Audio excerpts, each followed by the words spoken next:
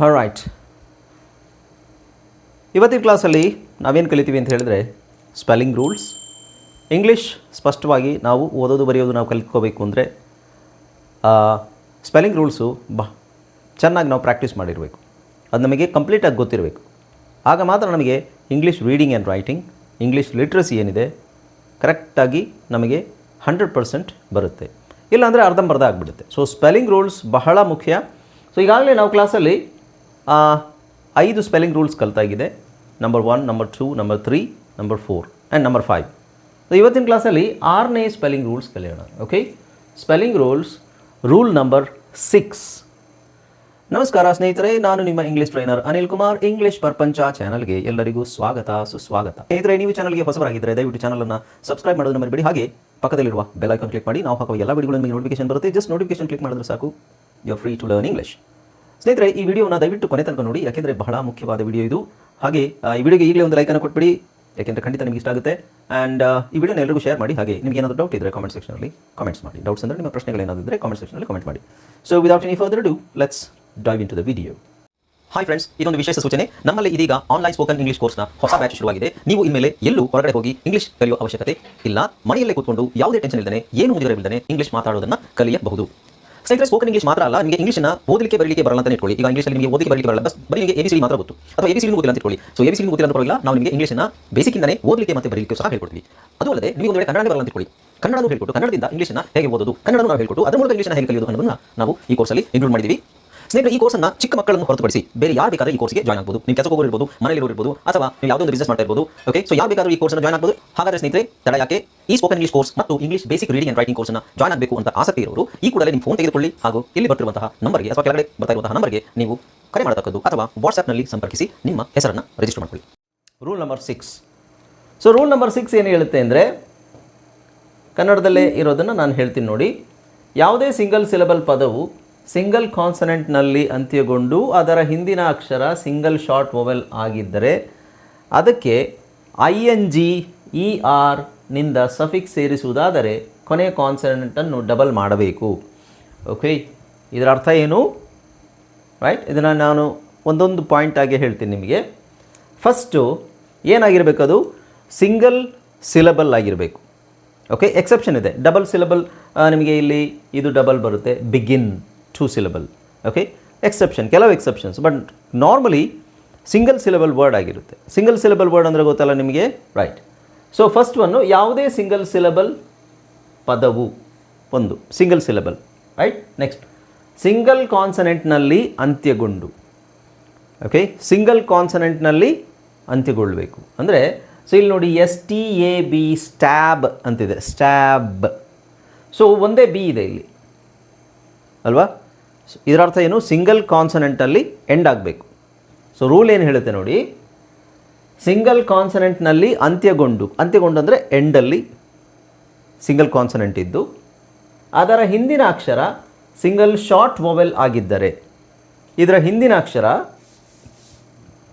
Single short vowel ಅಂದರೆ ಹಿಂದಿನ ಅಕ್ಷರ ಇಲ್ಲಿ ಎ ಇದೆ, ಎ ಶಾರ್ಟ್ ವೊವೆಲ್ ಆಗಿರಬೇಕು. ಫಸ್ಟು ಏನಿಲ್ಲಿ ಸಿಂಗಲ್ ಕಾನ್ಸನೆಂಟ್, ಇಲ್ಲಿ ಒಂದು ಸಿಂಗಲ್ ಕಾನ್ಸನೆಂಟ್, ಸಿಂಗಲ್ ಸಿಲೆಬಲ್ ಇದೆ, single syllable, run single syllable. ಆಮೇಲೆ ಸಿಂಗಲ್ ಕಾನ್ಸನೆಂಟಲ್ಲಿ ಎಂಡ್ ಆಗುತ್ತಾ ನೋಡಬೇಕು. ಡಬಲ್ ಎನ್ ಇಲ್ಲ ತಾನೆ, ಸಿಂಗಲ್ ಎನ್ ಇದೆ. ಓಕೆ, ಆಮೇಲೆ ಅದ್ರ ಪಕ್ಕದಲ್ಲಿ ನಮಗೆ ಶಾರ್ಟ್ ವೊವೆಲ್ ಇರಬೇಕು, single short vowel. Short vowel ಯಾವಾಗಲೂ ಸಿಂಗಲ್ ಆಗಿರುತ್ತೆ. ಓಕೆ, ಇಲ್ಲಿ ಯುನ ನಾವು ಅಂತ ಹೇಳ್ತಾ ಇದ್ದೀವಿ, ರನ್. ಸೊ ಯು ಏನಿದೆ ಸಿಂಗಲ್ ಶಾರ್ಟ್ ವೊವೆಲ್, ಎನ್ ಏನಿದೆ ಸಿಂಗಲ್ ಕಾನ್ಸನೆಂಟ್. ಓಕೆ, ಸೊ ಇದರಲ್ಲಿ ನೋಡಿ, ಇದು ಕಾನ್ಸನೆಂಟು, ಸಿಂಗಲ್ ಕಾನ್ಸನೆಂಟು, ಸಿಂಗಲ್ ಶಾರ್ಟ್ ವೊವೆಲ್ ಇದೆಲ್ಲ ನಿಮಗೆ ಗೊತ್ತಿದ್ರೆ ಮಾತ್ರ, ಕಾನ್ಸನೆಂಟ್ ಅಂದ್ರೇನು, ಶಾರ್ಟ್ ವೊವೆಲ್ ಅಂದ್ರೇನು, ಸಿಲೆಬಲ್ ಅಂದ್ರೇನು, ಇವೆಲ್ಲ ಗೊತ್ತಿದ್ರೆ ಮಾತ್ರ ನಿಮಗೆ ಇದು ರೂಲ್ ಅರ್ಥ ಆಗುತ್ತೆ. ಓಕೆ, ಹಾಂ, ಸಿಂಗಲ್ ಶಾರ್ಟ್ ವೊವೆಲ್ ಇದ್ದು ಸಿಂಗಲ್ ಕಾನ್ಸನೆಂಟಲ್ಲಿ ಎಂಡ್ ಆದರೆ, ಸೊ ಸಿಂಗಲ್ ಸಿಲೆಬಲ್ ಸಿಂಗಲ್ ಕಾನ್ಸನೆಂಟಲ್ಲಿ ಎಂಡ್ ಆದರೆ, ಸಿಂಗಲ್ ಸಿಲೆಬಲ್ ವರ್ಡ್ಸು ಡಬಲ್ ಕಾನ್ಸನೆಂಟಲ್ಲಿ ಎಂಡ್ ಆಗುತ್ತೆ. ಓಕೆ, ಅದು ನೆಕ್ಸ್ಟ್ ರೂಲ್ ಹೇಳ್ತೀನಿ. ಅದಕ್ಕೆ ನಾವು ಒಂದು ವೇಳೆ ಇ ಡಿ ಸಫಿಕ್ಸ್ ಅಥವಾ ING ಅಥವಾ ER E D, I N G ಅಥವಾ ಇ ಆರ್ ಒಂದು ವೇಳೆ ನಾವು ಸೇರಿಸ್ಬೇಕಾದ್ರೆ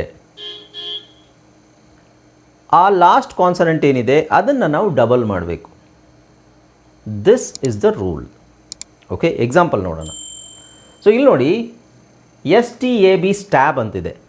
ಸ್ಟ್ಯಾಬ್ ಸ್ಟ್ಯಾಬ್ ಅಂದರೆ ಇರಿಯುವುದು, ಇರಿಯುವುದು ಅಥವಾ ಚುಚ್ಚುವುದು. ಓಕೆ, ಸೊ ಇದಕ್ಕೆ ನಾವು ಸ್ಟ್ಯಾಬ್ ಅನ್ನೋದು ಅದು ಪ್ರೆಸೆಂಟಲ್ಲಿದೆ, stab simple ಪ್ರೆಸೆಂಟಲ್ಲಿದೆ.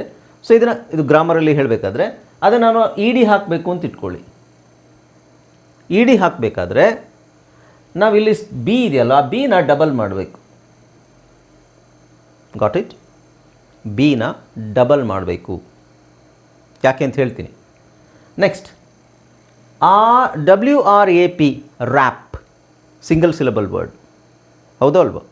Single syllable word, single ಸಿಲಬಲಲ್ಲಿ ಎಂಡ್ ಆಗ್ತಾ, sorry single consonants, P single consonant, single ಕಾನ್ಸನೆಂಟಲ್ಲಿ ಎಂಡ್ ಆಗ್ತಾ ಇದೆ. ಅದರ ಪಕ್ಕದಲ್ಲಿ ಏನಿದೆ ನಮಗೆ ಸಿಂಗಲ್ ಶಾರ್ಟ್ ವೊವೆಲ್ ಇದೆ. ಓಕೆ, ಹಾಂ ನೋಡಿ, ಇಲ್ಲಿ ಸ್ಟ್ಯಾಬ್, ಇಲ್ಲಿ ಎ ಶಾರ್ಟ್ ವೊವೆಲ್, ಆ, ಬಿ ಸಿಂಗಲ್ ಕಾನ್ಸನೆಂಟ್, ಸ್ಟ್ಯಾಬ್. ಇದನ್ನು ನಾವು ಇ ಡಿ ಹಾಕಬೇಕು. ಇದನ್ನು ಪಾಸ್ಟ್ ಟೆನ್ಸ್. ಸ್ಟ್ಯಾಬ್ಡ್ ಅಂದ್ರೇನು? ಇರಿದ. ಪಾಸ್ಟ್ ಟೆನ್ಸ್, ಏನೋ ಪ್ರೆಸೆಂಟ್ ಪಾಸ್ಟ್, ಗ್ರಾಮ್ಯಾಟಿಕಲ್ ಇದು. ಸೊ ಇಲ್ಲಿ ನಾವು ಡಬಲ್ ಬಿನ ಡಬಲ್ ಮಾಡಿದ್ದೀವಿ. ಅದೇ ಥರ ಇಲ್ಲಿ ನೋಡಿ, ರ್ಯಾಪ್, ರ್ಯಾಪ್. ಇದು ಎ ಏನು? ಶಾರ್ಟ್ ವೊವೆಲ್, ಆ, ಪಿ ಸಿಂಗಲ್ ಕಾನ್ಸನೆಂಟ್. ಇಲ್ಲಿ ಪಿ ಇರೋದನ್ನು ನಾವು ಡಬಲ್ ಪಿ ಮಾಡಿದ್ದೀವಿ. ಯಾಕೆಂದರೆ ಇಲ್ಲಿ ಇ ಡಿ ಹಾಕಬೇಕು. ಇ ಡಿ ಹಾಕಬೇಕಾದ್ರೆ ನಾವು ಸಿಂಗಲ್ ಪಿಯಲ್ಲಿ ಹಾಕ್ಲಿಕ್ಕೆ ಆಗೋದಿಲ್ಲ, ಅದು ಪ್ರೊನೌನ್ಸಿಯೇಷನ್ ಚೇಂಜ್ ಆಗುತ್ತೆ. ಟ್ಯಾಪ್, ಆ ಶಾರ್ಟ್ ವೊವೆಲ್. ಸೊ ಎ ಯಾವುದು? Short vowel. ಸೊ ಇಲ್ಲಿ ಇ ಡಿ ಹಾಕಬೇಕು ನಾವು, ಅದಕ್ಕೆ ನಾವು ಡಬಲ್ ಪಿ ಮಾಡಿದ್ದೀವಿ. ಪ್ರೊನೌನ್ಸಿಯೇಷನ್ ಸೇಮ್ ಇರಬೇಕು. Tap, tapped. Wrap, wrapped. Stab, stabbed. So ನಮ್ಮದು ಸೌಂಡ್ ಚೇಂಜ್ ಆಗಬಾರ್ದು. ಈ ಕಡೆ ಬಂದಾಗ ಸೌಂಡ್ ಚೇಂಜ್ ಆಗಬಾರ್ದು. ಹಾಗೆ ಜಾಮ್, ಇಲ್ಲಿ ಇ ಡಿ ಹಾಕಬೇಕು ನಾವು, ಅದಕ್ಕೆ ನಾವು ಎಮ್ ಹಾಕ್ಕೊಂಡಿದ್ದೀವಿ ಎಕ್ಸ್ಟ್ರಾ. ಇಲ್ಲಿ ಸಿಂಗಲ್ ಈ ಕಾನ್ಸನೆಂಟ್ ಏನಿದೆ ಲಾಸ್ಟ್ ಕಾನ್ಸನೆಂಟ್ನ ಡಬಲ್ ಮಾಡಬೇಕು. ಅವಾಗೆಲ್ಲ ಏನಾಗುತ್ತೆ? Jam, jammed. ಹಾಗೆ ಸ್ಲ್ಯಾಮ್, ಸ್ಲ್ಯಾಮ್ಡ್. ಇ ಡಿ ಹಾಕಬೇಕು, ಹಾಗಾಗಿ ಈ ಕೊನೆಯಲ್ಲಿ ಯಾವುದು ಕಾನ್ಸನೆಂಟ್ ಇದೆ ಅದನ್ನು ಡಬಲ್ ಮಾಡಬೇಕು. ಸ್ಲ್ಯಾಮ್ಡ್. ಓಕೆ, ಸೊ ಇಲ್ಲಿ ನೋಡೋಣ. ಇಲ್ಲೂ ಹಾಗೇನೆ ಬಿಗಿನ್, ಬಿಗಿನ್ನಿಂಗ್. ಇಲ್ಲಿ ಡಬಲ್ ಎನ್ ಇದೆ.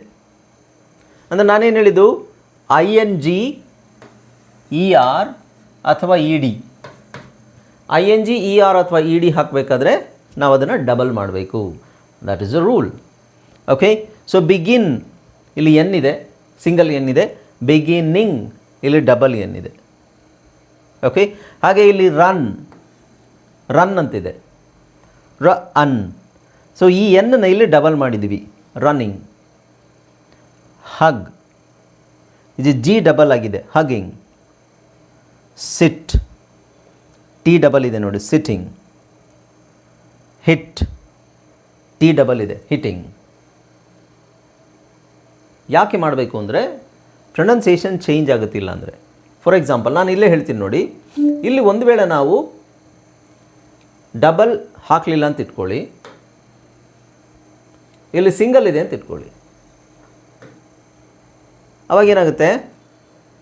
S T A B E D, stabed ಅಂತಾಗುತ್ತೆ, ಸ್ಟ್ಯಾಬ್ ಅಂತ ಆಗಲ್ಲ. ಯಾಕೆಂದರೆ ಎಸ್ ಟಿ ಎ ಬಿ ಇಲ್ಲಿ ಇ ಹಾಕಿದ್ರೆ ಏನಾಗುತ್ತೆ? ನಮ್ಮ ಇನ್ನೊಂದು ರೂಲ್ ಪ್ರಕಾರ ಇಲ್ಲಿ ಇ ಹಾಕಿದ್ರೆ ಏನಾಗುತ್ತೆ? ಇದು ಲಾಂಗ್ ವೊವೆಲ್ ಆಗುತ್ತೆ ಅಲ್ವಾ? ಸ್ಟೇಬ್, ಸ್ಟೇಬ್ಡ್. ಓಕೆ, ಹಾಗೆ ಟ್ಯಾಪ್ ಅಂತಿರೋದು ಟ್ಯಾಪ್ಡ್ ಆಗುತ್ತೆ. Tap, tapped. ಯಾಕೆ? ಇಲ್ಲಿ ಡಬಲ್ ಪಿ ಇದೆ. ಒಂದು ವೇಳೆ ನಾವು ಸಿಂಗಲ್ ಪಿ ಇದೆ ಅಂತ ಇಟ್ಕೊಳ್ಳಿ, ಸಿಂಗಲ್ ಪಿ ಇದ್ರೆ ಏನಾಗುತ್ತೆ? ಸೊ ಇಲ್ಲಿ ಇದು tape, T A P E, tape. T A P, tap. T A P E, tape. Okay, so ಟೇಪಿಗೆ ನಾವು ಡಿ ಹಾಕಿದ್ರೆ ಏನಾಗುತ್ತೆ? ಟೇಪ್ಡ್, ಟೇಪ್ಡ್ ಆಗುತ್ತೆ. ಬಟ್ ನಮಗೆ ಟೇಪ್ಡ್ ಅಲ್ಲ, ಟ್ಯಾಪ್ಡ್ ಅಂತಲೇ ಬೇಕು. ಟ್ಯಾಪ್, ಟ್ಯಾಪ್ಡ್ ಇಡಿ ಹಾಕ್ತೀವಿ.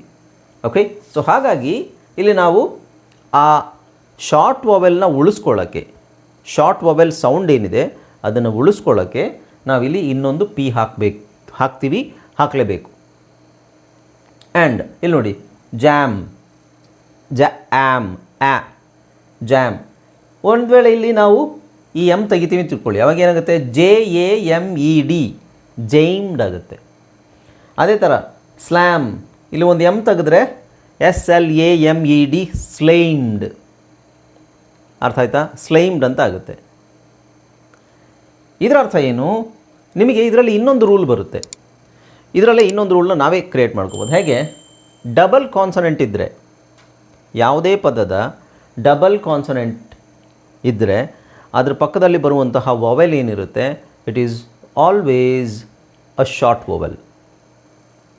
ಅರ್ಥ ಆಯ್ತಾ? ಡಬಲ್ ಕಾನ್ಸನೆಂಟ್ ಎಲ್ಲಿರುತ್ತೆ? ಈಗ ಇಲ್ಲಿ ಪಿ ಇದೆಯಲ್ವಾ, ಪಿ ಪಕ್ಕದಲ್ಲಿ ಏನಿದೆ, ಇದು ಎ ಇದೆ. ಬಟ್ ಇದು ಎ ಅಂತ ಹೇಳ್ತೀವಾ, ಅಂತ ಹೇಳ್ತೀವಾ? ಅಂತ ಹೇಳಬೇಕು. ಯಾಕೆಂದರೆ ಇಲ್ಲಿ ಡಬಲ್ ಪಿ ಇದೆ. ಡಬಲ್ ಕಾನ್ಸನೆಂಟ್ ಪಕ್ಕದಲ್ಲಿರುವಂತಹ ಎಲ್ಲ ವಾವೆಲ್ಸ್ ಅದು ಶಾರ್ಟ್ ವಾವೆಲ್ಸ್ ಆಗಿರುತ್ತೆ. ಎ ಇ ಅ ಇದೇ ಇರುತ್ತೆ ಹೊರತು AEIOU ಇರಲ್ಲ. ಇಲ್ಲಿ ನೋಡಿ, stabbed, wrapped, tapped, jammed, slammed, so double consonant ಎಲ್ಲೆಲ್ಲಿರುತ್ತೆ ಅದರ ಪಕ್ಕದಲ್ಲಿರುವಂಥದ್ದು ಆಲ್ಮೋಸ್ಟ್ ನಿಮಗೆ 99.9% ಶಾರ್ಟ್ ವೊವೆಲ್ ಆಗಿರುತ್ತೆ. ಅಲ್ಲೋ ಇಲ್ಲೋ ಎಕ್ಸೆಪ್ಷನ್ಸ್ ಇರುತ್ತೆ. Okay, right? ಅರ್ಥ ಆಯ್ತಲ್ಲ ಎಲ್ರಿಗೂ? ಈಗ ಇದನ್ನೇ ನೋಡಿ, ಈ ಕಡೆದು ನೋಡೋಣ ಒಂದು ಸಲ.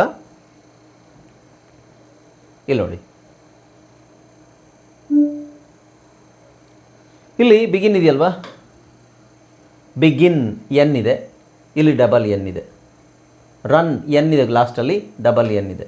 ಸೊ ಇಲ್ಲಿ ಡಬಲ್ ಎನ್ ಇದೆ, ಡಬಲ್ ಎನ್ ಪಕ್ಕದಲ್ಲಿ ಯು ಇದೆ. ಅದು ಯುನ ನಾವು ಯು ಅಂತ ಹೇಳೋದಾ ಅಥವಾ ಅಂತ ಹೇಳೋದಾ? ಅಂತ ಹೇಳಬೇಕು. ಬಿಕಾಸ್ ನಾನು ಆಗಲೇ ಹೇಳಿದೆ ನಿಮಗೆ, ಡಬಲ್ ಕಾನ್ಸನೆಂಟ್ ಪಕ್ಕದಲ್ಲಿರುವಂಥದ್ದು ಆ ಸೌಂಡ್ ಏನಿದೆ, it is always a short vowel.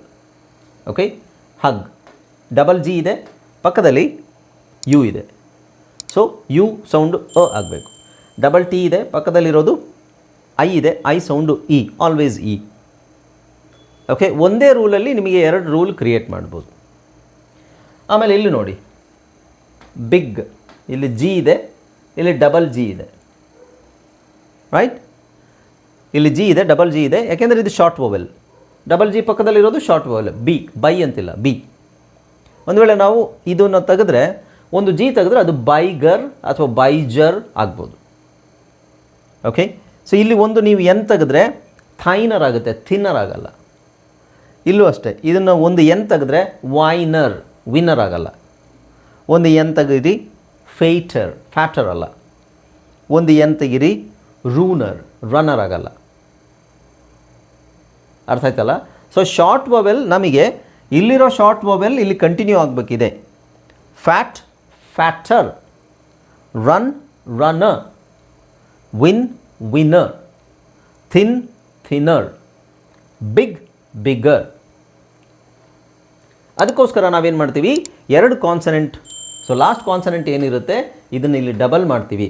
ಅಥವಾ ನಿಮಗೆ ವರ್ಡೇ ಈ ಥರ ಬಂದರೆ, ಈ ಥರ ವರ್ಡ್ ಬಂದರೆ ನಿಮಗೆ ಇಲ್ಲಿ ಜಿ ಆದಮೇಲೆ ಐ, ಬಿಗೈನ್ ಅಂತ ಹೇಳಬೇಕಾ, ಬಿಗಿನ್ ಅಂತ ಹೇಳಬೇಕಾ? ಬಿಗಿನ್ ಅಂತ ಹೇಳಬೇಕು. ಬಿಕಾಸ್ ಯಾಕೆಂದರೆ ಅಲ್ಲಿ ನಾವು ಶಾರ್ಟ್ ವೊವೆಲ್ ಯೂಸ್ ಮಾಡಬೇಕು. ಬಿಕಾಸ್ 2 ವೊವೆಲ್ ಇದೆ, 2 ಕಾನ್ಸನೆಂಟ್ ಇದೆ. 2 ಕಾನ್ಸನೆಂಟ್ ಪಕ್ಕದಲ್ಲಿ ಬರುವಂಥದ್ದು ಆಲ್ಮೋಸ್ಟ್ ಎಲ್ಲದು ನಿಮಗೆ ಶಾರ್ಟ್ ವೊವೆಲ್. ಶಾರ್ಟ್ ವೊವೆಲ್ ಅಂದ್ರೇನು?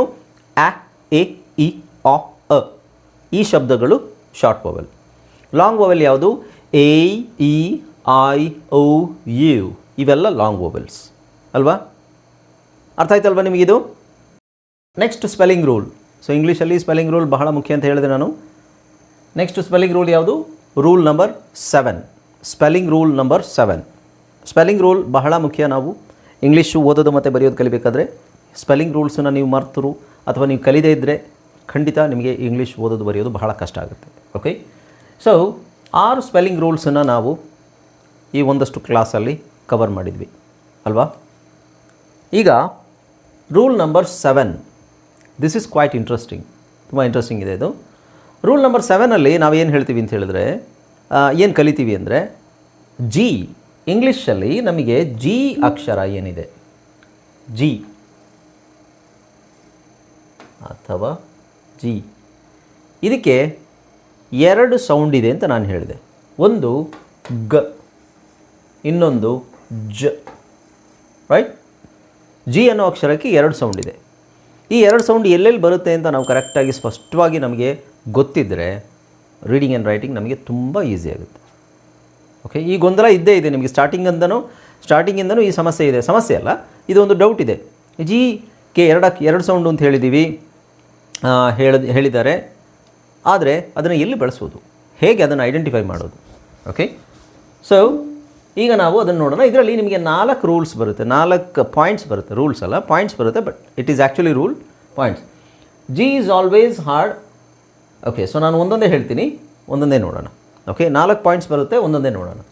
ಸೊ ರೂಲ್ ನಂಬರ್ 7ಅಲ್ಲಿ ಸಾಫ್ಟ್ ಜಿ, ಆಮೇಲೆ ನಾವು soft G and hard G ಅಂತ ಹೇಳ್ತೀವಿ. ಫಸ್ಟಿಗೆ ಜಿಗೆ 2 ಸೌಂಡ್ ಇದೆ ಅಂತ ಹೇಳಿದ್ನಲ್ಲ, ಅದನ್ನು soft G and hard G ಅಂತ ನೋಡೋಣ.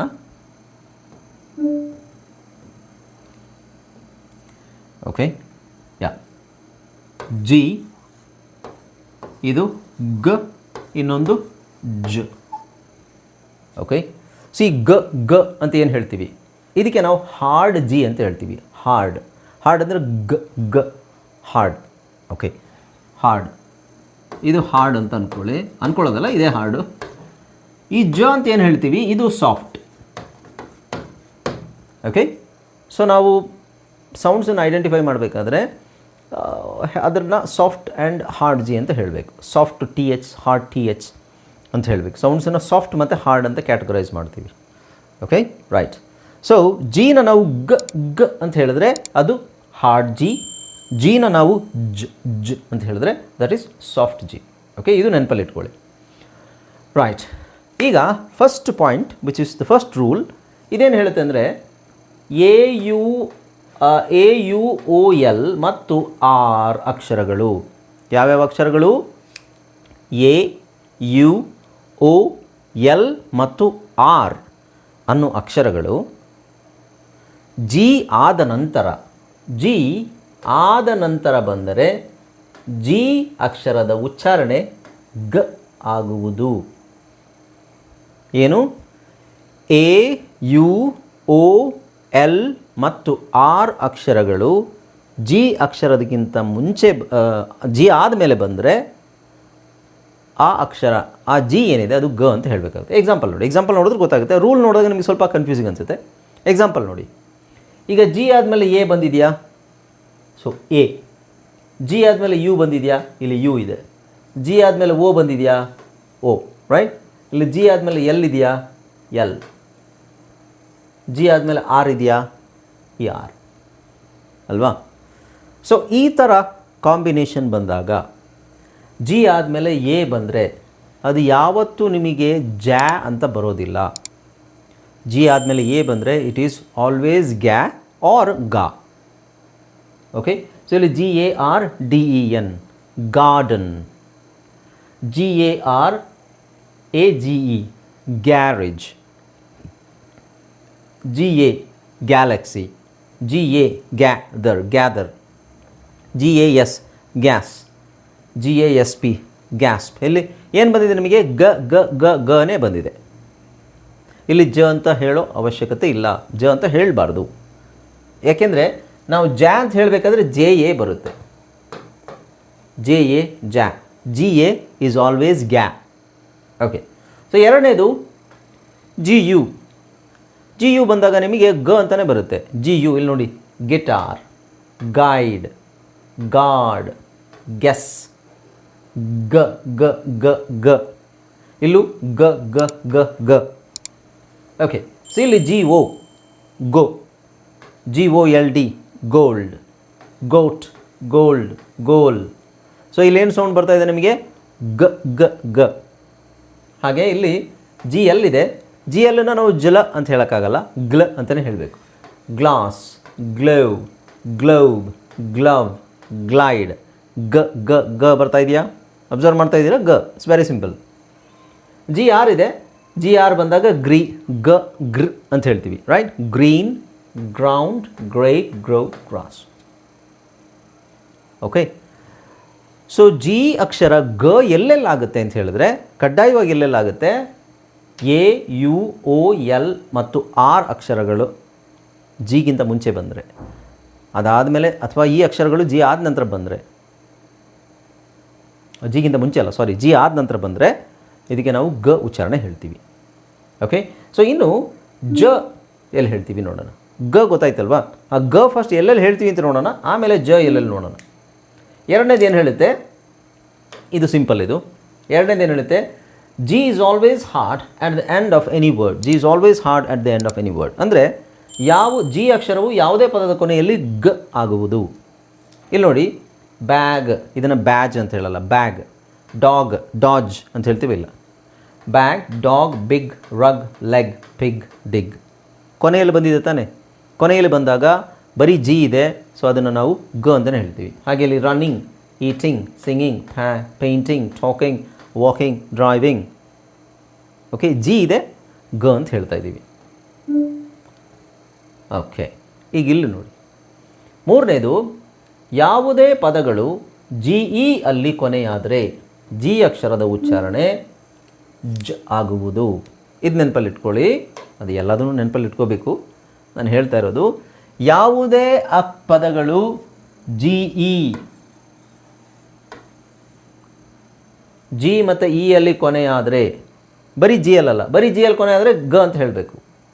ಯಾವುದೇ ಪದಗಳು ಜಿ ಇ ಅಲ್ಲಿ ಕೊನೆಯಾದರೆ ಈ ಜಿ ಇನ ನಾವು ಏನಂತ ಹೇಳ್ತೀವಿ, ಜ ಅಂತ ಹೇಳ್ತೀವಿ. ಓಕೆ, ಉದಾಹರಣೆಗೆ ಇಲ್ಲಿ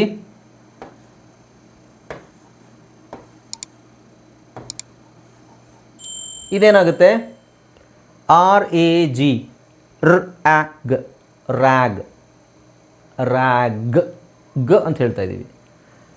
ಅದೇ ನಾವಿಲ್ಲಿ ಈ ಹಾಕಿದ್ರೆ ರ್ಯಾಗ್ ಆಗಲ್ಲ, ಇಟ್ ಈಸ್ ರೇಜ್, ರೇಜ್. ರೇ ಯಾಕಾಗುತ್ತೆ, ಇಲ್ಲಿ ಈ ಇರೋದ್ರಿಂದ ಪಕ್ಕದಲ್ಲಿರೋ ವಾವೆಲ್ ಏನಿರುತ್ತೆ ಅದು ಲಾಂಗ್ ವಾವೆಲ್ ಆಗುತ್ತೆ. ಇಲ್ಲಿ ಜಿ ಜೊತೆಗೆ ಇ ಇರೋದ್ರಿಂದ ಇದರ ಪ್ರಕಾರ ಜ ಅಂತ ಹೇಳಬೇಕು. ಸೊ ರ ಎ ಜ್, ರೇಜ್. ಒಂದು ಅಕ್ಷರ ತೆಗೆದ್ರೆ ಇದು ರ್ ಆಗ್, ರ್ಯಾಗ್. ಓಕೆ, ಸೊ ಈಗ ನೋಡಿ, ಇದನ್ನು ನಾವು ಓದೋದು ಹೇಗೆ, ರ್ಯಾಗ್ ಕನ್ನಡದಲ್ಲಿ ಓದು. ಅದೇ ಇದಕ್ಕೆ ಒಂದು ಇ ಹಾಕಿದ್ರೆ, ಈ ಅಷ್ಟೇ ಹಾಕಿದ್ದೀವಿ, ಇಲ್ಲಿ ರ್ಯಾಗ್ ಇರೋದು ಏನಾಗುತ್ತೆ, ಇದು ರೇಜ್ ಆಗುತ್ತೆ. This is the difference. ಅರ್ಥ ಆಗ್ತಿದೆಯಲ್ಲ ಎಲ್ರಿಗೂ? ಅದೇ ಥರ ಇಲ್ಲಿ ನೋಡಿ, ಈಗ ನಾನಲ್ಲಿ ಈ ತೆಗಿತೀನಿ ಅಂತ ಇಟ್ಕೊಳ್ಳಿ,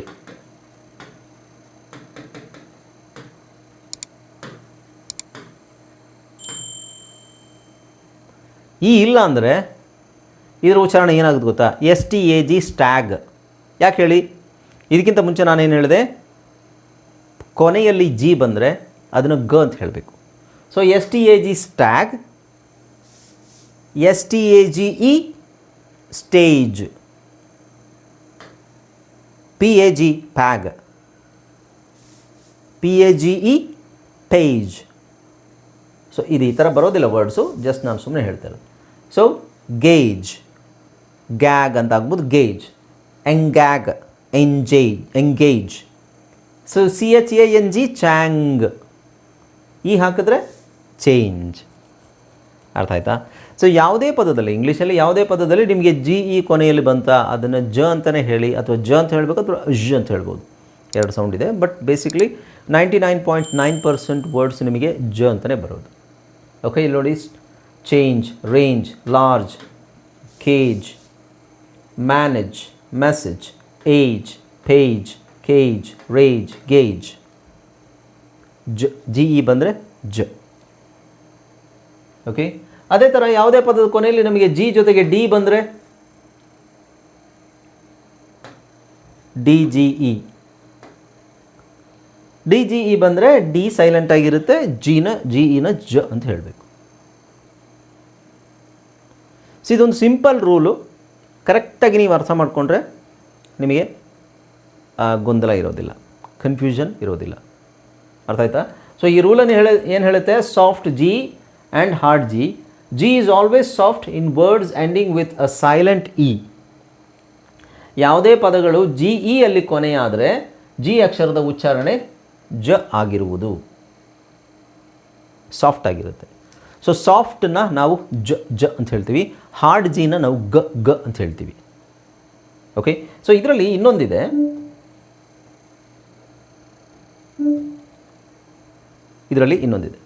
ಇದನ್ನು ನೋಡ್ಬಿಡೋಣ. ಓಕೆ, ಸೊ ಇಲ್ಲಿ rule number 7 spelling rules English reading and ರೈಟಿಂಗಲ್ಲಿ ನಮಗೆ ತುಂಬ ಮುಖ್ಯವಾಗಿ ಬೇಕಾಗಿರೋದು ರೂಲ್ ನಂಬರ್ 7 ಬಹಳ ಮುಖ್ಯ. ರೂಲ್ ನಂಬರ್ 7 ನಾವು 4ನೇ ಪಾಯಿಂಟ್ ನೋಡ್ತಾ ಇದ್ದೀವಿ. ಇದರಲ್ಲಿ ಏನು ಹೇಳುತ್ತೆ ಅಂದರೆ, ಜಿ ಆದ ನಂತರ ಇ ಐ ವೈ ಬಂದಲ್ಲಿ ಜಿ ಅಕ್ಷರದ ಉಚ್ಚಾರಣೆ ಜ ಆಗುವುದು ಅಥವಾ ಆಗದೇ ಇರಬಹುದು. ಇದಕ್ಕಿಂತ ಮುಂಚೆ ನಾವು ಒಂದು ರೂಲ್ ಕಲ್ತಿದ್ದೀವಿ ಅಲ್ವಾ, ಸಿ ಅಕ್ಷರ ಆದಮೇಲೆ ಇ ಐ ವೈ ಬಂದರೆ, ಸಿ ಅಕ್ಷರ ಆದಮೇಲೆ ಇ ಐ ವೈ, ಇದರಲ್ಲಿ ಯಾವುದಾದ್ರೂ ಒಂದು ಅಕ್ಷರ ಬಂದರೆ ಸಿನ ನಾವು ಸ ಅಂತ ಹೇಳ್ತೀವಿ ಅಲ್ವಾ. ಅದೇ ಥರ ಜಿ ಆದಮೇಲೆ ಇ ಐ ವೈ ಬಂದರೆ ಜಿನ ನಾವು ಜ ಅಂತಲೇ ಹೇಳ್ತೀವಾ? ಇಲ್ಲ, ಜಿ ಎರಡೂ ಆಗ್ಬೋದು. ಜಿ ಗ ಅಂತ ಬರ್ಬೋದು ಅಥವಾ ಜಿನ ನಾವು ಜ ಅಂತಲೂ ಹೇಳ್ಬೋದು. ಉದಾಹರಣೆಗೆ ಇಲ್ಲಿ ನೋಡಿ, ಜಿ ಆದಮೇಲೆ ಇ ಬಂದಿದೆ, ಹೌದಾ? ಜಿ ಆದಮೇಲೆ ಇ ಬಂದಿದೆ, ಜೆ ಅಂತ ಹೇಳಬೇಕಾ? ಹೌದು. ಕೆಲವು ಕಡೆ ಜೆ ಅಂತ ಆಗುತ್ತೆ, ಕೆಲವು ಕಡೆ ಗೆ ಆಗುತ್ತೆ. ನೋಡಿ ಇಲ್ಲಿ GEM GeM, GENERAL general, GENTLE gentle, generation, genius, gesture, geometry. So ಇಲ್ಲೆಲ್ಲ ನಿಮಗೆ ಜ ಅಂತ ಹೇಳ್ತಾ ಇದ್ದೀವಿ. ಈ ವರ್ಡ್ಸ್ ಎಲ್ಲ ನಿಮಗೆ ಜ ಅಂತ ಸ್ಟಾರ್ಟ್ ಆಗುತ್ತೆ. ಬಟ್ ಇಲ್ಲಿ GET ಗೆಟ್, ಇಲ್ಲೂ get, ger, hanger, stronger, get together, hanger, stronger. So GE ಮಧ್ಯದಲ್ಲಿ ಬಂದಾಗ, ಕೊನೆಯಲ್ಲಿ ಬಂದಾಗ ಗ ಅಂತ ಸೌಂಡ್ ಬರೋ ವರ್ಡ್ಸ್ ಇದ್ದಾವೆ. ಹಾಗಾಗಿ ನಾವು GE ಬಂದಿದ ತಕ್ಷಣ ಜ ಅಂತಲೇ ಡಿಸೈಡ್ ಮಾಡಲಿಕ್ಕೆ ಆಗೋದಿಲ್ಲ. ಯಾವ್ಯಾವ ವರ್ಡ್ಸು ಅಂತ ನಾವೇ ಐಡೆಂಟಿಫೈ ಮಾಡಬೇಕಾಗುತ್ತೆ. ಓಕೆ, ಅದು ಥ್ರೂ ಪ್ರಾಕ್ಟೀಸ್ ಮಾಡ್ಬೋದು. ನೆಕ್ಸ್ಟ್ GI ಇದೆ. GI ಬಂದಾಗ ನಾವು ಏನು ಹೇಳಬೇಕು? ಗಿ ಅಂತ ಹೇಳಬೇಕಾ, ಜಿ ಅಂತ ಹೇಳಬೇಕಾ? ಗಿ ಅಂತಲೂ ಬರುತ್ತೆ, ಜಿ ಅಂತಲೂ ಬರುತ್ತೆ. ಬಟ್ ಜಾಸ್ತಿ ವರ್ಡ್ಸ್ ಇಲ್ಲ, ನಾನು ಏನು ವರ್ಡ್ಸ್ ಕೊಟ್ಟಿದ್ದೀನಿ ಅದರಲ್ಲೇ ನಿಮಗೆ ಜಾಸ್ತಿ ಬರುತ್ತೆ. ಸೊ GI ಗಿ, gift, give, Gill, guilt, girl, begin. So ಇಲ್ಲೆಲ್ಲ ಏನು ಬಂದಿದೆ? ಗ ಗ ಗ ಗ ಬಂದಿದೆ. ಅದರಲ್ಲಿ ನೋಡಿ GI ಗಿಂಜರ್ ಅಲ್ಲ, ಇದು ಜಿಂಜರ್, ಜ ಜ ಜಿಂಜರ್. ಜಿಸ್ಟ್, ಇದನ್ನು ಎರಡು ಥರನೂ ಹೇಳ್ತಾರೆ, ಗಿಸ್ಟ್ ಮತ್ತು ಜಿಸ್ಟ್ ಅಂತ ಹೇಳ್ತಾರೆ. ರೀಜನ್, GI ಬಂದಿದೆ, ರೀಜನ್, ರೀಜಿಯನ್ ಅಲ್ಲ, ರೀಜನ್, GION ಜನ್ ಆಗುತ್ತೆ ಇಲ್ಲಿ. ರೆಜೀಮ್, ರೆಜೀಮ್, ಇದು GI ಇದೆ, ಬಟ್ GIನ ನಾವು ಜಿ ಅಂತ ಹೇಳಲ್ಲ, ಜಿ ಅಂತ ಹೇಳ್ತೀವಿ, ರೆಜೀಮ್. ಸೊ ಈ ಸೌಂಡ್ ನಿಮಗೆ ಬಹಳ ಅಪರೂಪ, regime. Register, register. Okay, so ಇಲ್ಲಿ GI ಗಿ ಇದೆ, ಇಲ್ಲಿ GI ಜಿ ಇದೆ. ಇಲ್ಲಿ GE ಜೆ ಅಂತಲೂ ಇದೆ, ಇಲ್ಲಿ GE ಗೆ ಅಂತಲೂ ಇದೆ. ಅದೇ ಥರ GY ಬಂದಾಗ ಜಿಮ್, ಜಿಮ್, ಜಿಪ್ಸಿ, ಜಿಮ್ನಾಸ್ಟ್. ಜಾಸ್ತಿ ವರ್ಡ್ಸ್ ಇಲ್ಲ. ಕೊನೆಯಲ್ಲಿ GY ಬಂದಾಗ ನಾವು ಜಿ ಅಂತಲೇ ಹೇಳಬೇಕೆ ಹೊರತು ಗಿ ಅಂತ ಹೇಳೋ ಹಾಗಿಲ್ಲ. ಕೊನೆಯಲ್ಲಿ GY ಬಂದಾಗ ಗಿ ಅಂತಲೇ ಹೇಳಬೇಕು. ನೋಡಿ ಇಲ್ಲಿ gypsy, energy, biology, psychology. GY ಬಂದಾಗ ಜಿ ಅಂತ ಹೇಳಬೇಕು. ಬಟ್ ಕೆಲವು ವರ್ಡ್ಸಲ್ಲಿ ಕೊನೆಯಲ್ಲಿ ಡಬಲ್ ಜಿ ಬಂದಾಗ ಮಾತ್ರ ಗಿ ಅಂತ ಹೇಳ್ತೀವಿ. Double G, piggy, wiggy, shaggy, piggy, wiggy, shaggy. Okay, ಇಲ್ಲಿ ಗೈನಕಾಲಜಿಸ್ಟ್, ಗೈನಕಾಲಜಿಸ್ಟ್, GY ಗೈ. ಅರ್ಥ ಆಯ್ತಲ್ವಾ? ಓಕೆ, ಸೊ ಜಿ ಅಕ್ಷರಗಳು ಎಲ್ಲೆಲ್ಲಿ ಅದರ ಸೌಂಡ್ ಚೇಂಜ್ ಆಗುತ್ತೆ. ಜಿನ ಗ ಅಂತ ಯಾವಾಗ ಹೇಳ್ತೀವಿ, ಜಿನ ಜ ಅಂತ ಯಾವಾಗ ಹೇಳ್ತೀವಿ ಅನ್ನೋದು ಗೊತ್ತಾಯ್ತಲ್ಲ. ಇದು ಸ್ವಲ್ಪ ನಿಮಗೆ ವರ್ಡ್ಸ್ ನೆನ್ಪಿಟ್ಕೋಬೇಕು. ಇದು ಅಷ್ಟಾಗಿ ನಮಗೆ ಇದಕ್ಕೆ ರೂಲ್ 100% ಅಂತ ಹೇಳೋಕ್ಕಾಗಲ್ಲ, ಬಟ್ ವರ್ಡ್ಸ್ ನೆನ್ಪಿಟ್ಕೋಬೇಕು. ವರ್ಡ್ಸ್ ಯಾವ್ಯಾವ ವರ್ಡ್ಸ್ ಬರುತ್ತೆ? GET get, together, hanger. ಈ GER, ಕೊನೆಯಲ್ಲಿ GER ಬರೋ ವರ್ಡ್ಸು ಆಲ್ಮೋಸ್ಟ್ ನಿಮಗೆ ಗರ್ ಅಂತಿರುತ್ತೆ, ಬಟ್ ಅಲ್ಲೂ ಜರ್ ಅಂತ ಬರೋ ವರ್ಡ್ಸ್ ಇದ್ದಾವೆ. ಅದು ನಾನು ನೆಕ್ಸ್ಟ್ ಕ್ಲಾಸಲ್ಲಿ ನಿಮಗೆ ಗರ್ ಮತ್ತು ಜರ್ ಎಲ್ಲೆಲ್ಲಿ ಯೂಸ್ ಮಾಡಬೇಕು ಅನ್ನೋದನ್ನು ನೆಕ್ಸ್ಟ್ ಕ್ಲಾಸಲ್ಲಿ ಆ ವರ್ಡ್ಸ್ ತೋರಿಸ್ತೀನಿ. ಓಕೆ.